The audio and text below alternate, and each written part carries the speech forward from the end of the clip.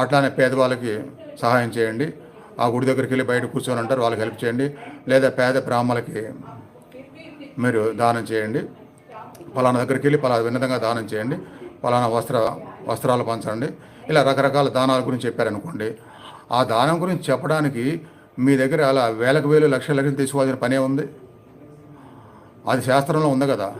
పాపకర్మలు పోవాలంటే నిజంగా ఆకలి దప్పికలో ఉన్న వాళ్ళకి తెలిస్తే ఆ పాపం పోతుంది. అలానే గోమాత అనేది దైవంతో సమానం కాబట్టి ఆ గోవును పూజిస్తే ఆ గోవుకి, లేదా ఆ గోవులకి సరైన పోషణ చేసే వాళ్ళకి మీరు దానం చేస్తే గోవుని అలా కూడా సహాయం అనేది ఈ శాస్త్రంలో ఉంది. దీన్ని మీరు ఎవరికో 50,000 లక్షల రూపాయలు ఇస్తే వాళ్ళు చెప్తే చేస్తేనే కాదు, మామూలుగానే జరిగిద్ది అది. కాబట్టి అక్కడ అసలే మీరు ఆర్థిక బాధలో ఉంటారు, మళ్ళీ మిమ్మల్ని దగ్గర వేలు తీసుకుంటున్నారంటే వాళ్ళకి మనసు లేనట్టే. వాళ్ళు